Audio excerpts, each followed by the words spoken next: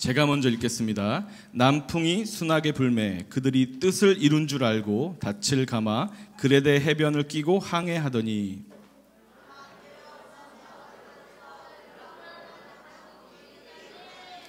배가 밀려 바람을 맞추어 갈 수 없어 가는 대로 두고 쫓겨가다가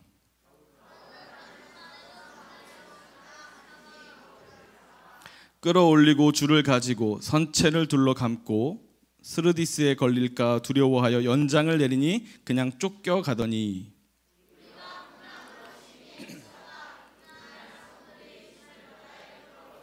사흘째 되는 날에 배의 기구를 그들의 손으로 내버리니라. 여러 날 동안 해도 별도 보이지 아니하고 큰 풍랑이 그대로 있음에 구원의 여망마저 없어졌더라. 아멘. 할렐루야. 여러분 축구를 좋아하시는 분들은 아마 지금 많이 기대하고 계실 거예요. 월요일부터 이제 월드컵이 시작되죠. 축구를 보는 이 모습들을 보면 여자분들은 별로 관심이 없으셔서 그럴지 모르겠는데 남자분들은 다 감독이에요. 그죠? 그럼 축구를 보면서 야, 공 저렇게 차면 안 되는데, 야, 저 선수 저렇게 하면 안 되는데, 막 교체를 왜 안 하는 거야? 막 다 감독이죠. 내가 했으면 더 잘 찼다. 뭐 그러면서. 요즘 축구의 그 트렌드가 뭐냐면 빌드업 축구입니다. 그래서 우리나라도 이런 전술을 사용하는데 서서히 점유율을 높여가지고 주도권을 갖고 오는 거예요. 여러분 축구장에서 주도권 가져오는 게 되게 중요합니다. 주도권이 있는 팀이 슈팅을 더 많이 하고 골을 많이 넣겠죠. 축구하는 90분 내내 사실 이 주도권 가지고 싸우는 거죠. 여러분 가정에서도 그렇죠. 주도권 싸움 하시죠. 남편이냐 아내냐. 주도권 싸움 막 치열하게 일어나는 이런 가정들에게 제가 이 찬양 추천해요. 나는 아무것도 아닙니다. 그래서 서로 이렇게 아무것도 아니게 주도권 별거 아닌데. 근데 여러분 주님 오실 날이 가까워지면서 이 세상도 이 악한 영들이 빌드업을 하고 있어요. 점점 영향력을 넓혀가고 주도권 싸움을 얘네들이 막 시작하는 거예요. 그러니까 서서히 높아지던 이 약한 영들의 이 점유율이 급격하게 강해지고 있습니다. 여러분도 아마 느끼실 거예요.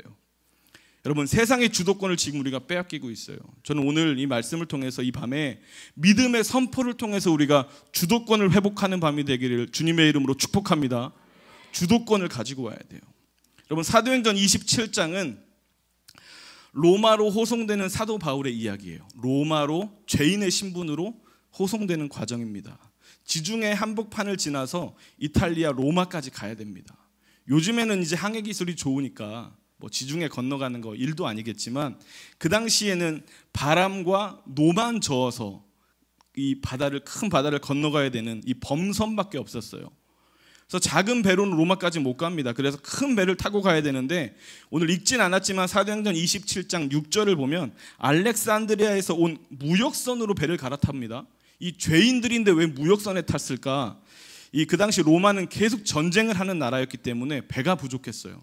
그래서 무역선은 크니까 큰 배를 좀 빌려서 이 로마 군인들이 사용했습니다. 그래서 이 무역선을 가지고 있는 이 큰 나라들과 협정을 맺어서 내가 너희들의 배를 좀 사용할게 이렇게 해서 백부장과 오늘 이 로마 군대 백부장과 이 사도 바울과 또 많은 죄수들이 이 배에 올라타죠. 근데 이제 사도 바울이 이 상황을 보니까 계절과 기후의 상황을 보고 뭘 걱정했냐면 지금 당장 로마로 가기엔 너무 위험하다를 판단합니다. 8절을 보면 이 배가 간신히 미항이라는 항구에 겨우 도착해요. 그리고 다시 항해를 시작하려고 할 때 사도행전 27장 10절에 보니까 바울이 이렇게 이야기를 하는 거예요. 말하되 여러분이요 내가 보니 이번 항해가 화물과 배만 아니라 우리 생명에도 타격과 손해를 많이 끼칠 것 같다라는 이 위험하다는 이야기를 먼저 해줍니다. 사도 바울이 그냥 바람을 보고 야 오늘 바다에 나가면 안 되겠는데 이렇게 판단한 것이 아니라 사실 사도 바울은요 지중해에 13번이나 백기를 왕래했던 이 전도 여행을 많이 다녔기 때문에 지중해를 잘 알았어요. 고린도 후서를 보면 배가 3번이나 파손했다고 기록하거든요. 배가 3번이나 부서질 정도의 고생을 하면서 비싼 레슨비 내고 이 지중해에 대해서 알고 있는 거예요. 근데 어떤 일이 일어났을까요? 백부장은 이 충고를 무시하죠. 깔끔하게 무시합니다. 여러분 우리가 여기서 뭘 볼 수 있냐면 이 세상은요 그냥 대세를 따르는 세상이에요. 하나님의 말씀 따위는 귀에 담지 않아요. 그냥 대세를 따르죠. 12절을 보니까 그 항구가 겨울을 지내기에는 불편함으로 거기서 떠나 아무쪼록 베니스에 가서 겨울을 지내자 하는 자가 더 많으니, 이렇게 이야기해요. 그 항구로, 베닉스라는 항구로 가고 싶어하는 사람이 더 많으니까 우리 그냥 갈 거야 라고 이야기하는 거죠. 여러분, 세상의 선택 방법이 이런 겁니다. 대세를 따르는 거예요. 우리도 다 대세를 따르면서 살고 있지 않으십니까? 나는 믿음으로 살고 있어, 말씀으로 살고 있어 다 하시지만 세상에서 여러분 사시면서 다 대세를 따라가죠. 저는 교육전도사부터 부목사 때까지 이렇게 7년 동안 사역한 교회가 있었어요. 한 목사님을 한 7년 모셨는데 지금은 이제 원로 목사님이 되셨어요. 그 목사님, 제가 사역하는 동안에 항상 그 목사님하고 점심을 같이 먹었습니다. 근데 근검절약 하시는 이 목사님이셔가지고 항상 4,000원, 5,000원 하는 콩나물국밥집을 가셨어요. 점심마다. 근데 이상하게 항상 콩나물국밥만 드시는 거예요. 몇 년 동안. 저도 거기서 다른 거 먹고 싶어요라고 말하고 싶었지만 대세를 따라야 되기 때문에 저도 몇 년 동안 콩나물국밥만 먹었습니다. 그래서 제가 지금 콩나물 안 먹어요. 하도 많이 먹어요. 평생 먹을 콩나물을 다 먹었어요 그때. 그래서 제가 요즘 종종 그 원로 목사님 찾아가서 인사할 때마다 목사님 덕분에 콩나물 안 먹습니다 이제 말씀드려요. 목사님도 막 웃으시면서 그때는 내가 왜 그랬는지 모르겠다 그러시는데, 여러분 우리는 다 대세를 따르죠. 대세를 따르는 게 정답이라고 사실 교육을 받았어요. 다른 사람들 다 하면 그냥 다 그렇게 해야 돼. 조금만 다른 이야기하고 조금만 틀리고 튀는 행동하면 그거 이상한 거야, 그거 틀린 거야, 잘못된 거야, 이렇게 배웠어요. 눈치를 봐요. 그래서 이 교회들도 눈치를 보는 거예요. 대세가 뭔가를 자꾸 찾아보고 유행이 뭔가를 자꾸 찾아봐요 교회들이. 여러분, 우리는 대세를 따르는 사람들이 아닙니다. 우리는 하나님의 말씀을 쫓는 사람들이에요. 말씀을 붙드는 사람들입니다. 세상에서 아무리 우리를 이상하게 보아도 대세가 아니라고 이야기해도 우리는 말씀을 붙들어야 돼요. 여러분, 대세는 언젠가는 꺾입니다. 세상의 모든 유행들이 언젠가는 꺾여요. 사도행전 27장 13절 14절 보니까 남풍이 순하게 불매 그들이 뜻을 이룬 줄 알고 닻을 감아 그레데 해변을 끼고 항해하더니 얼마 안 되어 섬 가운데로부터 유라굴로라는 광풍이 크게 일어나요. 잘 가는 것 같았는데 광풍이 일기 시작합니다. 배가 막 출발했을 때는 이 사람들이 어떤 생각을 했을까요? 그봐, 그냥 가는 게 훨씬 더 좋잖아, 대세를 따라야지 라고 생각했겠지만 결국 대세를 따라서 이 사람들은 엄청난 환난을 당하죠. 여러분, 유라굴로라는 이 바람은 우리가 알고 있는 그런 태풍의 이름이 아닙니다. 뭐 태풍 매미 뭐 이런 이름이 있잖아요. 그런 그 태풍의 이름이 아니라 유로스 쿨러라는 이 두 가지 단어가 합성된 건데, 유로스는 동쪽에서 부는 바람, 쿨러는 북쪽에서 부는 바람. 사방에서 바람이 막 불어오는 거예요. 그러니까 성경은 이것을 광풍이라고 표현하거든요. 미친 바람이죠. 어디서 불어올지 모르는데 막 바람이 사방에서 불어오면서 배가 부서지기 직전인 거예요. 대세는 언젠가 꺾여요. 분명히 사도 바울이 아니다라고 얘기했는데 더 많은 사람들이 원하니까 가야 됩니다 이래서 출발했더니 위기를 당하는 거죠. 이 바람이 얼마나 심했는지 15절 보니까 배를 마음대로 움직이지 못했다고 성경은 이야기해요. 그리고 그냥 포기하고 바람 가는 대로 배를 두었다. 둥둥 떠다니는 거예요, 바다를. 그리고 18절에 선원들은 무역을 위해서 실어놓은 짐을 바다에 다 버려버립니다. 여러분, 이게 무역선이었잖아요. 그 안에 얼마나 많은 이 물건들이 있었을까요? 또 그것들을 팔아서 돈을 벌 생각에 이 선원들이 얼마나 기분이 좋았을까요? 여러분, 대세를 잘못 따라가면 내가 가지고 있는 것 다 버려야 되는 상황이 오는 거예요. 19절 보니까 배의 중요한 장비들까지 다 버렸어요. 이 중요한 장비가 뭘까요? 식량이나 생명에 관한 장비들이에요. 그것까지 끝까지 붙들고 있다가 이제는 살 소망까지 다 잊어버린 거죠. 사도행전 27장 20절에 마지막에 이렇게 표현해요. 구원의 여망마저 없었더라. 살 수 없겠구나, 이제 죽었구나라고 생각하는 거예요. 여러분, 지금 이게 우리 모습 아닙니까?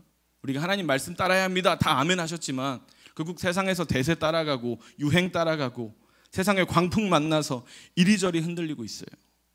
주도권을 잊어버리고 이리저리 휩쓸리고 있는 거예요. 여러분, 이 광풍 속에서 하나님의 역사가 시작됩니다. 우리가 비록 연약하고 하나님 말씀에 순종하지 못해서 대세를 또 따라가서 막 흔들리고 어렵고 그럴지라도 하나님의 역사는, 사랑이 많으신 하나님은 그때 일하시는 거예요. 여러분, 지금 우리의 상황이 좀 어렵습니까? 좀 혼란스럽습니까? 광풍이 부는 것 같습니까? 하나님이 일하기 시작하십니다. 할렐루야.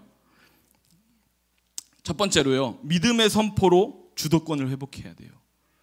믿음의 선포. 사도행전 27장 21절 22절인데, 자, 우리 같이 한번 읽어주세요. 여러 사람이 시작.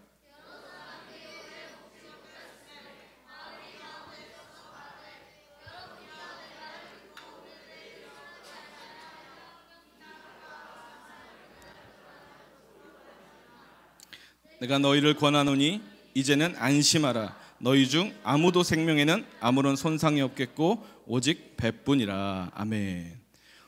사도 바울이 선포하는 거예요. 안 죽는다. 아무 일 안 일어난다. 안심해라. 이렇게 이야기하는 거죠. 여러분, 말씀으로 창조하신 하나님이 우리에게 입술의 권세를 주셨습니다. 그래서 우리의 선포가 능력이 있는 거예요.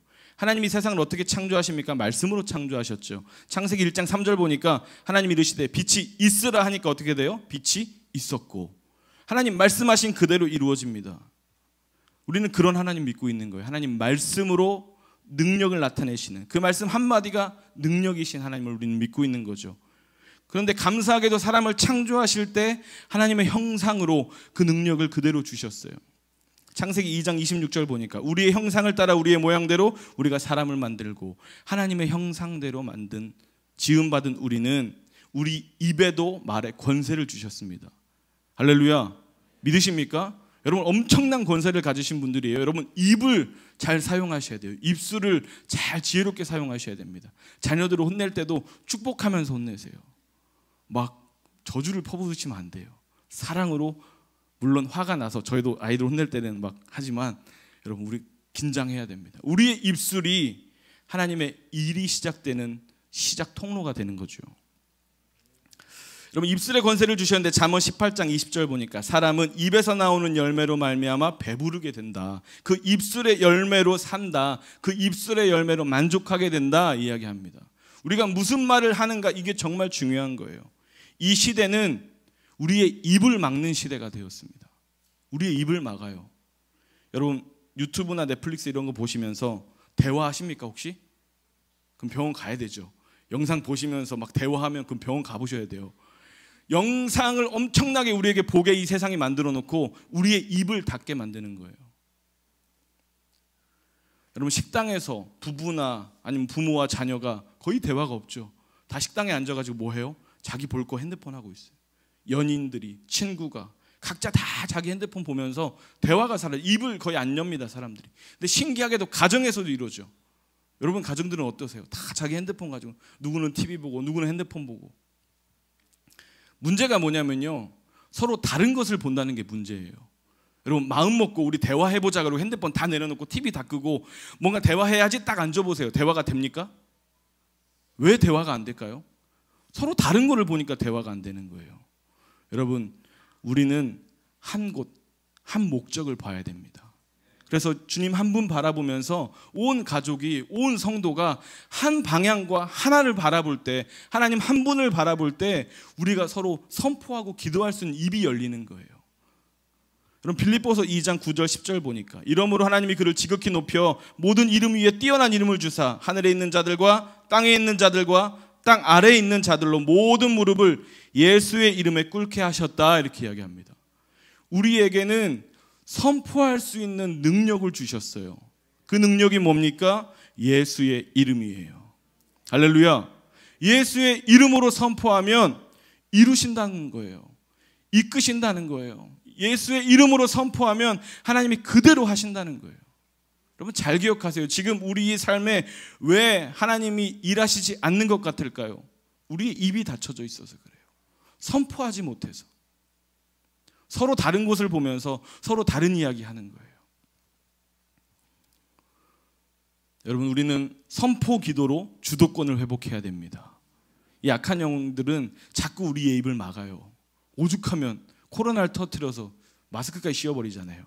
말 못하게, 선포 못하게. 여러분, 비록 마스크는 썼지만 마스크를 찢으시면 안 되지만 뚫어내서 선포하셔야 됩니다. 우리의 입이 열려야 될 줄로 믿습니다. 에베소서 2장 2절 보니까 그때에 너희는 그 가운데서 행하여 이 세상 풍조를 따르고 공중의 권세 잡은 자를 따랐으니 지금 불순종의 아들들 가운데서 역사하는 영이라 이렇게 말씀합니다. 왜 선포기도로 주도권을 회복해야 될까요? 이 세상이 악한 영들이 붙들고 있기 때문에 우리의 강력한 예수 이름의 선포가 이 세상의 악한 영들을 물리치는 거예요. 물러가게 하는 거예요. 영적 기류를 바꾸는 거예요. 여러분, 우리가 그 도구로 쓰임받아야 됩니다.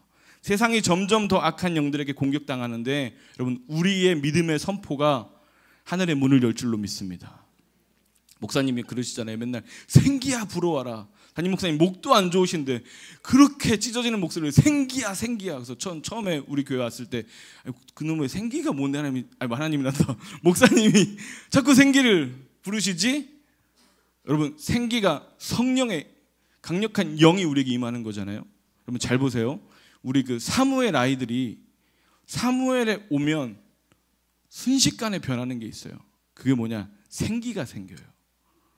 진짜요.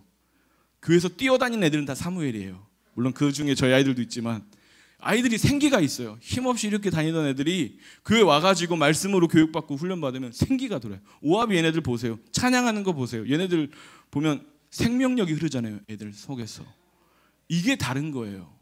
여러분, 생기야 불어와라. 생기가 불어옵니다. 우리의 가정을 살리고 교회를 살리고 나라와 민족을 살릴 줄로 믿습니다. 아무 의미 없는 선포 같지만 하나님은 들으시고 강력한 성령의 능력을 부어주셔서 이전과는 다른 삶을 살게 하신다는 거예요. 여러분, 우리 입술을 열어서 선포합시다. 여러분, 인생 힘듭니까? 지금 살기 어렵습니까? 겨우겨우 사십니까?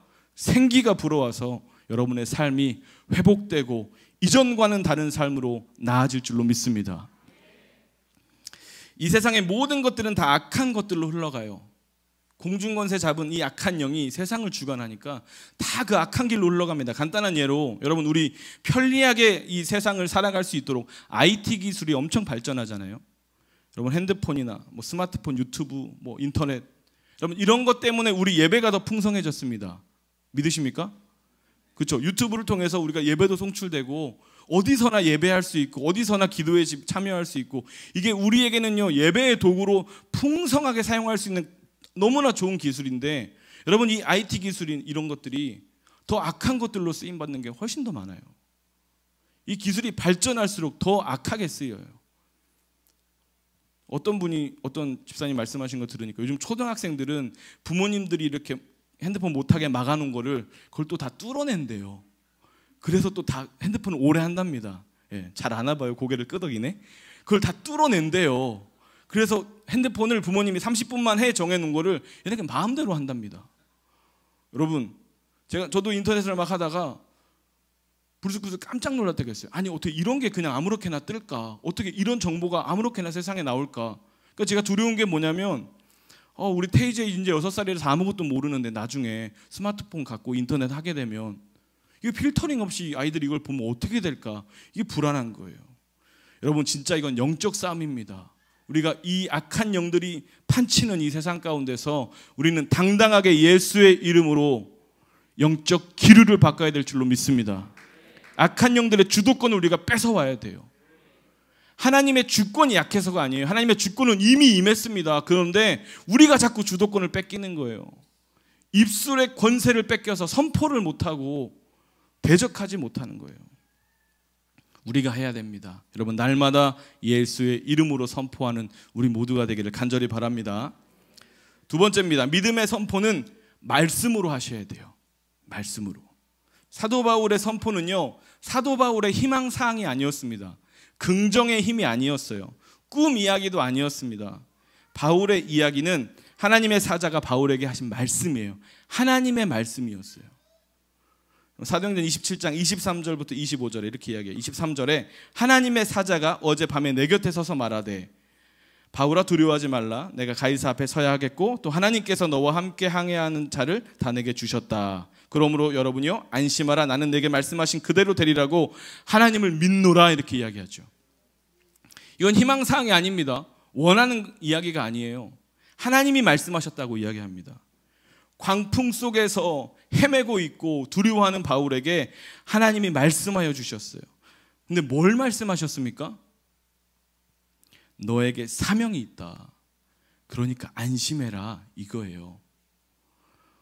너 잘 먹고 잘 살 거야. 너 안전할 거야. 너 뭐 어떻게 될 거야. 너 크게 될 거야. 이게 아니라 너에게 사명이 있어. 그러니까 걱정하지 마라 이거예요. 여러분, 간혹 하나님의 마음을 잘못 이해하셔서 막 이상한 음성 듣고 그런 분들이 우리 교회는 안 계시지만 세상에 많더라고요. 여러분, 하나님이 우리에게 오셔가지고 자, 오늘은 짜장면 먹어라, 짬뽕 먹어라, 이런 거 결정하시는 분입니까? 아니면 자, 지금 집값이 떨어지는데 집을 팔아라, 땅을 사라, 뭐 이런 거 결정하시는 분이에요? 여러분, 하나님은 부동산 투기하는 분이 아닙니다. 지금 우리 교회에 필요한 비전을 하나님 우리에게 주셨잖아요. 그런데 주차장하고 오하비 학교 건물이 필요하잖아요. 목사님을 통해서 하나님이 우리에게 비전을 주셨어요. 그러면 뭐 땅 사라고 안 하셨는데? 그렇게 말씀 안 하신다는데? 자, 보세요. 목적이 다른 거예요. 목적이. 내가 배불러지고 내가 부자 되려고 하나님 땅 살까요 말까요 이런 기도는 하나님 응답 안 하십니다. 하지만 우리에게 주신 사명을 기억하고 하나님 이 일들을 감당해야 되는데 하나님 어떡할까요 할 때 하나님이 말씀하시는 거예요. 여러분, 그런 기도의 응답을 받으시기를 간절히 바랍니다. 내 욕심이 아닌 비전과 사명에 집중할 수 있는 응답을 받으시길 바랍니다. 우리의 사명이 뭡니까? 우리 교회 비전이 뭐예요? 수직적 선교가 뭡니까? 다음 세대를 살리는 거예요. 다음 세대가 살려면 학교를 통해서 아이들이 시작부터 말씀으로 배워야 됩니다. 저희 아이들이 사무엘 지금 하잖아요. 저희 아내가 교사라서 좀 창피한데 아이들이 많이 바뀌었어요. 집에 와서 숙제한다고 말씀 펴서 말씀을 줄줄줄줄 외워요. 깜짝 놀랐습니다. 이렇게 똑똑했나? 천재가 나왔네. 깜짝 놀랐어요. 말씀을 줄줄줄줄 외워요. 시편 23편을 막 혼자 외우는 거예요. 그래서 저도 똑같이 같이 옆에서 외워봤어요. 그랬더니 오 이러는 거예요. 그래서 야, 아빠 목사님이야. 아이들이 말씀을 막 암기하고 아이들의 마음에 하나님이 임하시는 것이 보여요. 왜냐하면 저희 아이들은 밤마다 한 2살 때부터 말을 하기 시작했을 때부터 자기 전에 엄마하고 기도를 합니다. 태희가 먼저 기도하고 제이가 기도하고 엄마가 기도하고 아이들이 자요. 그러니까 자기 언어로 기도해요. 가끔은 자기가 진짜 잘못했던 날에는 하나님 미안했어요 라고도 기도해요. 아이들이 회개를 해요. 근데 어느 날은 태희가 기도하는데 하나님, 예수님께서 악한 사단의 머리를 밟으신 줄 믿습니다. 나도 그렇게 할 수 있게 도와주세요. 이렇게 기도하는 거예요. 엄청난 변화 아닙니까? 제가 그런 말을 어디서 배웠겠어요? 근데 그런 기도를 아이들이 하는 거예요. 여러분, 어렸을 때부터 말씀으로 교육하면 그대로 자라서 이 세상에서 강력한 믿음의 사람이 되는 거죠. 우리 요즘에 그 부부 목장에서 들리는 이야기 보면 우리 막 대적하는 기도 막 하잖아요. 그러니까 엄마가 아빠가 아파가지고 집에 이렇게 누워있으면 조용히 아이가 다가가서 가! 그런대요. 귀에다 대고 가! 그런대요. 대적 기도를 어린아이들이 배우는 거예요. 여러분, 엄청나지 않습니까? 아이들이 기도의 시작을 대적 기도로 시작하는 거예요. 얘네들은 뭐 무서워서 뭐 사단이 건드리지도 못해. 조금만 다가도 가! 그러면 조금만 더 이제 업그레이드면 이것만이라도 이제 나가겠지 이제. 여러분, 아이들이 어렸을 때 말씀 배우는 게 진짜 중요합니다. 평생 가는 거예요. 평생 믿음 잃어버리지 않는 거예요. 여러분, 오하비 위해서 열심히 기도해 주세요. 그래서 이 학교에 건물이 필요한 거예요. 그리고 특별히 오늘 밤에 이 기도해 주실 거는 이 오하비 학생들이 월요일부터 목요일까지 우리 제주도로 수학여행 가요. 예, 되게 좋은 학교예요. 수학여행을 제주도로 가고 저는 안타깝게도 학생이 아니라서 못 갑니다. 안전하게 다녀올 수 있도록 또 그곳에서 함께 하신 하나님을 경험할 수 있도록 기도해 주시길 바랍니다. 우리에게는 사명이 있죠. 이 사명 때문에 하나님, 우리가 건물이 필요합니다. 이렇게 기도하는 거예요. 교회 뭐 사이즈 늘리려고 다른 사람들 왔을 때 교회 건물 2개네 이러려고 하는 게 아니라 사명이 있기 때문에 이걸 감당해야 되니까 하나님, 우리에게 건물이 필요합니다. 기도하는 거죠. 또 여러분, 우리에게 주차장이 필요하잖아요. 부흥의 그릇을 다 이게 준비해야 되는데 지금 우리 교회가 감당할 수 없을 만큼 큰 부흥이 일어나니까 이 주차를 못 합니다. 여러분, 우리 교회 앞길 포장된 거 몇 년 안 됐다면서요? 저는 포장됐을 때 와가지고 원래 이런 줄 알았더니 무슨 북한도 아니고 비 오면은 막 신발에다가 비닐봉지 씌워가지고 걸어 다니시고 저는 우리 성도님들 보니까 다 고상하시고 막 되게 좀 젠틀하신 것 같더니 안 그러신가 봐요. 다 봉지를 이렇게 신발에 끼고 다니시고 재밌는 분들이셨네. 여러분, 근데 이 포장이 어떻게 됐어요? 제가 아까 최문숙 장님한테 여쭤봤어요. 혹시 우리가 민원 넣어서 됐나요? 그랬더니 아니요, 그냥 해줬어요. 그냥 우연히 어떻게 됐어요. 그렇게 하나님 은혜죠. 여러분, 우리가 뭐 필요를 구하면 하나님은 그냥 일하시는 분이에요. 주차장도 마찬가지입니다. 지금 당장에는 조금 불편하고 어렵지만 여러분, 하나님이 택하신 그 시간에 그 뜻대로 이루어 주실 줄로 믿습니다. 그러니까 문제는 그겁니다. 선포 기도하지 않고 그냥 걱정만 하고 근심만 하면 아무 일도 안 일어나요. 그냥 계속 불평불만만 가득해요. 하지만 믿음으로 기도하고 그 말씀 붙잡고 기도하고 사명을 향해서 기도하면 하나님이 일하십니다. 그리고 뭐라고 말씀하세요? 안심하라 그러잖아요. 이걸 어떻게 감당하죠? 안심하라. 일은 하나님이 하시는 거예요. 선포는 우리가 하고 일은 하나님이 하시는 거예요. 선포는 긍정의 힘이 아닙니다. 여러분, 원하는 대로 그냥 막 선포하시는 게 아니에요. 내가 듣고 싶은 말, 듣고 싶은 이야기, 하고 싶은 대로 선포하는 게 아니라 하나님 주신 말씀으로 선포해야 돼요. 확실하게 선포하셔야 됩니다. 어중간하게 그냥 얼버무려서 뭉뚱그려서 선포하면 안 돼요. 확실한 선포가 필요합니다. 확실하게 구체적으로 선포하세요. 제가 군산에서 한 2년 정도 사역을 한 적이 있어요. 군산에서 2년 사역하는데 어떤 그 사투리를 쓰잖아요. 군산이 전라도 사투리를 쓰시는데 어떤 집사님이 저한테 오셔가지고 목사님, 저 기도 좀 해주세요. 우리 아기가 좀 거시기 한데 기도 좀 해주세요 그러는 거예요. 도대체 그 거시기가 뭔지 모르겠는데 저 빼고 주변 사람들 다 알아듣는 거예요. 거시기를. 저는 이제 타지에서 서울에서 왔으니까 못 알아듣는데 이분들은 아 그렇지 거시기지, 그렇지 기도해야지. 물어볼 수가 없는 게 거시기가 뭐죠 이렇게. 그래서 아 예 기도할게요. 그리고 제가 기도를 하는데 하나님이 거시기랍니다. 거시기 해주세요. 기도했어요. 뭐라고 기도는 해야 되겠으니까. 근데 며칠 후에 그분이 오셔가지고 아 목사님 감사해요. 우리 애기 거시기 됐어요. 그래서 제가 속으로 아 이거 다행이네. 그래 잘 됐네요. 막 하고서 이제 지금까지 생각하면 그 거시기가 뭔지 모르겠어요. 아직까지도. 여러분, 물론 우리가 거시기라고 얘기해도 하나님은 알아들으시겠지만 우리의 확실한 선포, 구체적인 선포가 우리 입술에서 나와야 돼요. 그냥 얼버무려서 하나님 아시죠? 하나님 아시죠? 물론 아시죠. 하지만 우리가 구체적으로 선포하는 거, 우리가 하나하나 구체적으로 구하는 거 하나님이 더 귀 기울여 들으시는 거예요. 여러분, 자녀들 보세요. 와서 부모에게 뭔가를 원할 때 옹알이 하면서 원하면 잘 안 들어줍니다.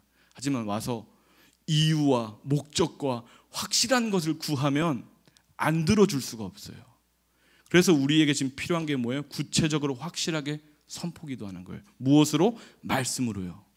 시편 119편 105절 보면 주의 말씀은 내 발의 등이요 내 길의 빛입니다. 기도가 막막합니까? 여러분 선포합시다 이러니까 뭐라고 선포해야 되나? 옆 사람들은 막 찌어다 하는데 도대체 뭘 자꾸 찢는지 뭐라고 선포해야 되는지 모르잖아요. 여러분 선포를 어떻게 하는 거냐면 말씀으로 선포하시는 거예요. 그냥 내가 막 남편 밉다고 남편 막 욕하고 그런 게 선포가 아니라 하나님 말씀 가지고 선포하는 거예요. 왜요? 주님의 말씀이 나의 등불이고 나의 빛이기 때문이에요. 그래서 기도하는 만큼 말씀을 읽으셔야 됩니다. 말씀을 읽는 만큼 기도하셔야 돼요. 이 두 가지가 함께 가야 되는 거죠. 선포의 능력은 말씀의 능력입니다. 요한복음 1장 1절에 태초에 말씀이 계시니라 이 말씀이 하나님과 함께 계셨으니 이 말씀은 곧 하나님이시다. 하나님이 말씀이십니다. 우리가 말씀으로 선포할 때 하나님의 능력이 나타나는 거예요. 우리가 선포할 때 전능하신 하나님이 일하십니다. 이사야 62장 6절 7절 좀 쉬운 성경으로 한번 현대인의 성경으로 가져와 봤는데 한번 읽어보세요. 예루살렘아 내가 내 생벽 위에 파수꾼을 세웠으니 그들은 밤낮 잠잠하지 않을 것이다. 여호와를 부르는 자들아 너희는 쉬지 말며 여호와께서 예루살렘을 복구하여 온 세상이 찬양하는 도시로 만드실 때까지 그를 쉬지 못하게 하라. 할렐루야. 좀 쉬운 성경으로 들어보니까 더 이해가 잘 되시죠. 온 세상이 찬양하는 도시로 만드신답니다. 온 세상에 기도의 집을 세우시겠다는 거예요. 그때까지 하나님 쉬지 못하시게 뭐 하래요? 기도하라고 말하는 거예요. 여러분 우리에게는 기도의 사명이 있습니다. 선포의 사명이 있습니다. 기도하는 한 사람 정말 중요한 사람이에요. 이것이 우리의 기도의 제목이 되어야 될 줄로 믿습니다. 우리에게 주신 사명 붙잡고 말씀 붙들고 기도하는 거예요. 하나님이 주신 사명과 비전을 기억하여서 말씀으로 선포할 때 하나님이 일하기 시작하십니다. 여러분, 폭풍 속에서 선포할 때 25절에 바울에게 마지막으로 뭐라고 이야기하세요? 안심하라 그래요. 말씀하시고 안심해라. 왜 이렇게 안심하라고 말씀하셨을까요? 기도해도 걱정하는 우리를 아시는 거예요. 선포해도 불안한 마음을 그대로 떠안고 있는 우리를 하나님 너무나 잘 아시는 거예요. 여러분, 선포로 기도하시고 강력한 기도를 하나님 앞에 토해낸 후에는 여러분 안심하시길 바랍니다. 그게 진짜 믿음입니다. 맡기는 거예요. 완전히 맡기는 거예요. 하나님이 하신다. 그래서 저는 제 삶에 일어나는 일들 가지고 막 기도할 때 응답이 되든 안 되든 한두 번 기도하고 그냥 하나님 맡깁니다 하고 그냥 내버려 둡니다. 그럼 시간이 지나면 하나님 다 하시더라고요. 제가 억지로 막 뭘 하려고 안 해도 하나님께 다 맡기고 그냥 신경도 안 써요. 되겠지. 하나님 하시겠지. 길을 여셨는데 걸어가게 도우시겠지. 길을 여셨는데 하나님 감당하게 힘 주시겠지. 맡기면 그분이 일하시는 거예요. 그럼 왜 기도를 못합니까? 우리가 자꾸 기도해놓고 내가 뭘 하려고 하는 거예요. 내가 기도해놓고 내 방법을 찾으려고 하니까 기도가 부담스러운 거예요. 기도하고 맡기시길 바랍니다. 하나님이 길을 여시는 거죠. 마지막 세 번째입니다. 믿음의 선포대로 하나님은 일하십니다. 믿으시길 바랍니다. 믿음의 선포대로 일하세요. 사도행전 27장 39절 보니까 이제 배가 다 풍랑 안에서 막 다 모든 짐도 다 버리고 부서지기 직전이 됐는데 이제 39절에 뭐가 보이냐? 경사진 해안으로 된 항만이 눈에 띄어요. 이제 하나님 말씀대로 이제 배가 안전하게 도착하는 상황에 다다르게 된 거죠. 바울의 선포대로 하나님이 살 길을 열어주셨습니다. 멀리 항구가 보이기 시작해요. 믿음의 선포는 하나님의 때가 되면 하나님 방법대로 이루십니다. 이 광풍 속에서 하나님이 바울을 바로 끄집어내실 수도 있지만 그 안에서 하나님이 고통당하고 힘들고 그 모든 어려운 과정을 다 견디게 하시고 이제 살 길을 열어주시는 거예요. 여러분, 믿음의 선포는 뭐냐? 그대로 이루어진 대로 믿는 거예요. 그게 믿음의 선포입니다. 내가 선포했으면 그렇게 된 줄로 믿고 사는 거예요. 그게 믿음입니다. 저희 아이들과 함께 사과를 한번 먹는데 아이들이 사과 씨를 처음 본 거예요. 그래서 엄마 이게 뭐예요? 그래서 엄마가 이거 사과 씨인데 이걸 심으면 사과나무가 열릴 거야. 사과나무가 이렇게 올라와서 사과를 따게 될 거야. 사과를 먹을 수 있어. 그랬어요. 그랬더니 태희가 이 씨 하나를 이렇게 잘 끄집어내 가지고 집에 있던 그 화분에 심은 거예요. 그리고 물을 주고 그날 밤에 잠자기 전에 제이한테 제이 툭툭 치면서 제이야, 우리 이제 사과 안 사도 돼. 여러분, 이게 진짜 믿음이에요. 씨만 심었는데 얘는 이미 열린 사과를 보는 거예요. 이게 믿음이에요, 여러분. 어린아이 같은 믿음이 이런 거예요. 우리는 무슨 생각이에요? 저는 그걸 심는 걸 보면서 아, 저거 안 날 텐데 저거 어떡하냐? 애 상처받으면 어떡하냐? 괜히 엄마가 쓸데없는 얘기해가지고 저런 애 화장실에 흙 다 엎어놓고 저거 어떡하냐? 저희는 그런 걱정하잖아요. 근데 아이는 심어놓고 열릴 사과를 보는 거예요. 그게 믿음이에요, 여러분. 우린 그런 어린아이 같은 믿음이 있기를 간절히 바랍니다. 기도하고 의심하지 마세요. 기도하고 걱정하지 마세요. 기도하고 응답된 것처럼 살아가세요. 차라리 기도하고 감사하세요.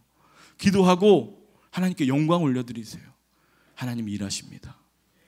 그래서 마가복음 11장 24절에 같이 읽어볼까요? 시작. 그러므로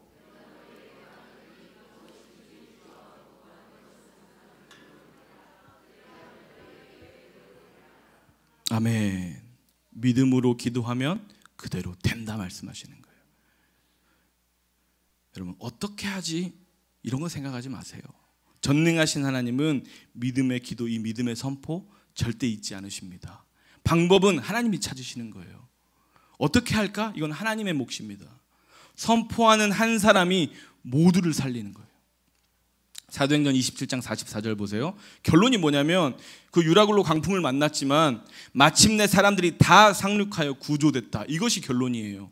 아무도 죽지 않고 모두가 다 살아서 구조되었다. 바울의 믿음의 선포대로 하나님이 그대로 이루신 거예요. 결국 사도 바울의 믿음의 선포가 모든 사람을 살린 겁니다. 한 사람이 하나님 말씀에 집중하고 사명에 집중하고 믿음으로 선포했을 때 그 배 안에 있던 수많은 사람들이 살 길을 찾게 된 거죠. 여러분, 가정에 기도하는 한 사람이 있으면 그 가정은 소망이 있습니다. 목장에 기도하는 한 분 계시면 그 목장은 소망이 있어요. 교회에 기도하는 한 사람이 있다면 그 교회는 등불이 꺼지지 않을 줄로 믿습니다. 우리 교회 기도의 집에서 날마다 기도의 불이 꺼지지 않잖아요. 얼마나 귀한 기도의 용사인지. 오늘 아침에도 제가 오전 기도의 집 나왔는데 거의 한 15분, 20분 앉으셔서 막 뜨겁게 기도하셔요. 기도가 꺼지지 않는 우리 교회. 여러분, 새벽에도 여러분 주무실 때 이 교회는 기도합니다. 우리 장로님들이 얼마나 피곤하시겠어요. 근데도 한 번도 안 빠지시고 다 나오셔가지고 함께 기도해요. 여러분 모르셨죠? 저 장로님들 대단한 분들입니다. 여러분 나중에 엄지척이라도 한번 해주세요. 장로님들이 다 나오셔가지고 교회를 위해서, 나라를 위해서, 성도들을 위해서 함께 부르짖는 거예요. 여러분 새벽에 이 잠이 얼마나 달콤한지 아십니까? 저도 이렇게 추워진 날에는 목사인 저도 새벽에 알람 울리면 아이고 주님 갈등돼요. 추운데 그 따뜻한 이불 속에 얼마나 행복합니까? 그래도 눈 비비고 나와서 기도하는 거예요. 저는 제가 청년부 사역하면서 청년들하고 정말 많은 교제를 하고 하지만 얘네들을 진짜 변화시키는 것은 기도밖에 없더라고요. 제가 만나가지고 아무리 잔소리하고 야 하나님 이렇게 하랬어, 말씀대로 막 이렇게 해야 돼. 아니 부모 말도 안 듣는데 제 말 듣겠어요. 얘네들이 안 변해요. 그래서 제가 택한 방법이 뭐냐면 얘네 위해서 그냥 매일 기도하자. 그래서 목장에서 보내준 카톡방 그 카톡이 있어요. 아이들 기도 제목을 매주 보내주잖아요. 그러면 저는 한 명 한 명 이름 불러가면서 매일 기도합니다. 그러니까 아까 건재가 저한테 그러더라고요. 아니 어떻게 그렇게 세밀하게 다 하세요? 야 맨날 기도하는데 어떻게 모르겠냐. 맨날 이렇게 기도하는 거예요. 여러분 잘 기억해 보세요. 기도하는 한 사람이 있으니까 하나님이 일하시는 거예요. 제가 다 찾아가서 야 이렇게 해야 돼, 변해야 돼 막 이렇게 하면 애들 안 변해요. 귀찮아하지. 하지만 하나님의 아이들 마음 만지시면 돌아오는 거예요. 여러분 우리 기도하는 한 사람, 그 한 사람이 여러분 되시길 간절히 바랍니다. 우리 장로님들이 기도하는 것처럼, 우리 기도의 집에서 성도님들이 기도하는 것처럼 한 사람만 깨어서 기도하면 여러분 우리에겐 소망이 있어요. 여러분 제가 정말 좋아하는 말씀인데 이사야 60장 22절 그 작은 자가 1000명을 이루겠고 그 약한 자가 강국을 이룰 것이라 때가 되면 나 여호와가 속히 이루리라. 할렐루야. 기도하는 한 사람이 1000명을 감당하는 거예요. 기도하는 연약한 한 사람이 강력한 하나님의 나라를 이루는 거예요. 그것이 우리 한 사람 한 사람 여러분들이 주인공 되시기를 간절히 바랍니다. 여러분 지금까지는 우리가 이런 생각했어요. 내가 기도한다고 뭐가 되겠나, 내가 선포한다고 뭐가 되겠나, 목사님이니까 장로님이니까 뭐 권사님이니까 기도해서 응답 받으셔서 좋아서 저러시겠지. 여러분 이건 나약한 생각이요, 하나님 주시는 생각 아닙니다. 작은 어린아이의 기도도 하나님 응답하십니다. 하물며 우리를 하나님 돌보시지 않겠습니까? 주님 말씀하시잖아요. 들에 있는 백합화도 먹여 살리시는데, 그죠? 가꾸고 다 키우시는데 내가 너희들을 안 키우겠냐? 이 말씀 하니까 저희 아내가 들어있는 백합화는 카드를 안 쓰잖아 그러더라고요. 카드 걱정 없겠지, 대출 안 하잖아. 맞는 말이면서 틀린 말이면서 또 맞는 말 같은데, 여러분 아무리 우리가 어려워도 하나님 우리를 다 먹여 살리시고 우리의 상황 다 아시고 다 이해하시고 하나님 우리를 붙들고 가시는 거예요. 우리의 믿음의 선포의 기도를 하나님 지금 기다리고 계세요. 말씀 마무리하겠습니다. 오늘 왜 이렇게 빨리 끝났냐 말씀. 제가 흥분해가지고 말을 좀 빨리 했나 봐요.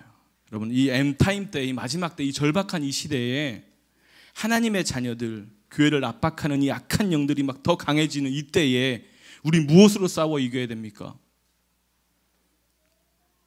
영성가인 이엠 바운즈라는 이분이 기도는 그리스도인의 무기다 이렇게 이야기했어요.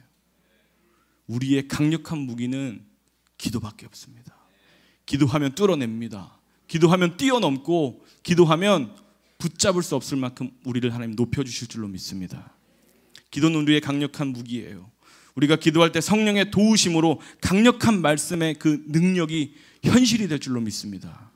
오늘 이 밤에 믿음의 선포, 강력한 기도, 이 시대의 주도권을 다시 우리가 가져오는 밤이 되기를 간절히 바랍니다. 여러분, 가정에서 어줍지 않은 주도권 싸움 하지 마시고 기왕 주도권 싸움 하실 거면 이 세상의 주도권을 우리가 가져오길 바랍니다. 충분히 할 수 있습니다. 이미 하나님의 주권은 온 세상 가운데 풀어졌어요. 문제는 뭐예요? 우리가 주도권을 뺏겨가지고 하나님의 자녀들이 힘없이 사는 것이 문제인 거예요. 주도권을 회복합시다. 믿음의 선포로 오늘 이 밤에 이 인천 땅에, 이 나라에, 온 세계 열방에 주도권을 회복하는 밤이 되기를 간절히 바랍니다. 우리 이 찬양 뭐였죠? 다니엘의 노래인가요? 예, 다니엘의 노래 함께 찬양할게요.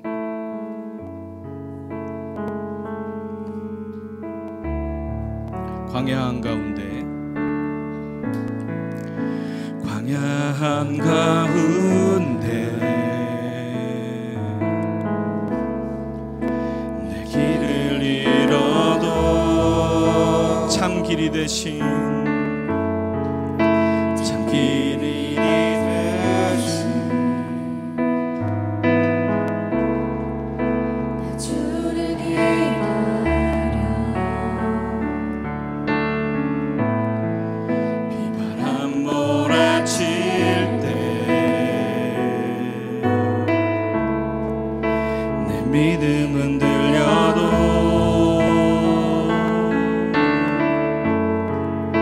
참된 반석 되신 나 주를 기다려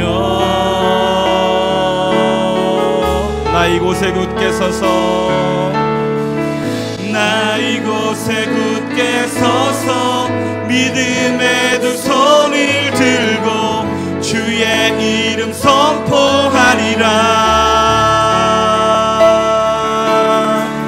나 이곳에 굳게 서서 믿음의 두 손을 들고 주의 이름 선포하리라. 아멘. 주님, 이 시간 우리가 간절한 마음으로 주여 찬양 가운데 와여 주시옵소서. 우리 처음부터 한 번 더 찬양하겠습니다. 광야 한가운데, 광야 한가운데 내 길을 잃어도, 내 길을 잃어도 참된 길이 되신, 참된 길이 되신 나 주를 기다려 나 주를 기다려 비바람 몰아칠 때 비바람 몰아칠 때 내 믿음 흔들려도, 내 믿음은 들려도 참된 반석 되신 참된 반석 되신 나 주를 기다려 나 주를 기다려. 우리 자리에서 일어나서 함께 찬양했으면 좋겠습니다. 나 이곳에 굳게 서서,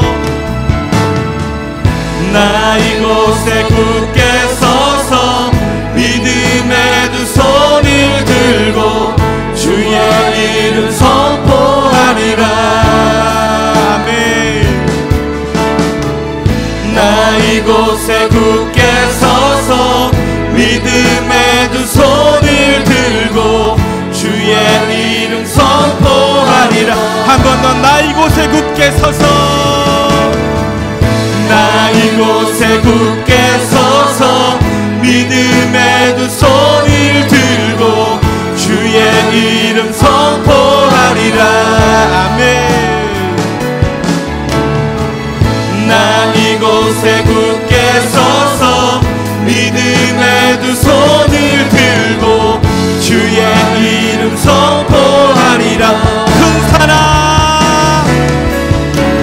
큰 사랑 내가 무엇이냐, 너는 내 앞에서 병치가 되리라.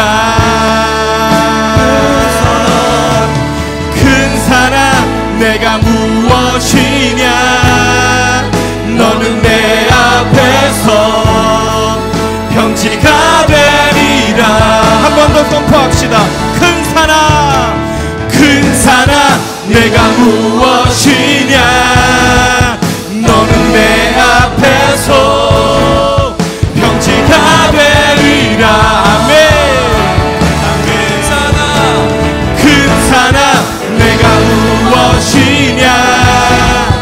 너는 내 앞에서 평지가 되리라. 광야의 길을, 광야의 길을, 사막의 강을, 광야의 길을, 사막의 강을 주가 만드시네. 광야의 길을, 사막의 강을, 광야의 길을, 사막의 강을. 한 번 더. 광야의 길을, 사막의 강을,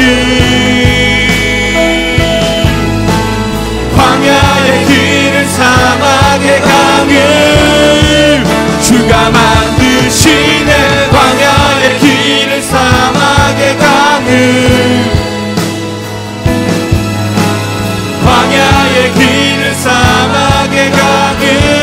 나 이곳에 굳게 서서, 나 이곳에 굳게 서서 믿음의 두 손을 들고 주의 이름 선포하리라. 아멘. 나 이곳에 굳게 서서 믿음의 두 손을 들고 주의 이름. 우리 마지막으로 한 번 더 믿음으로 선포합시다.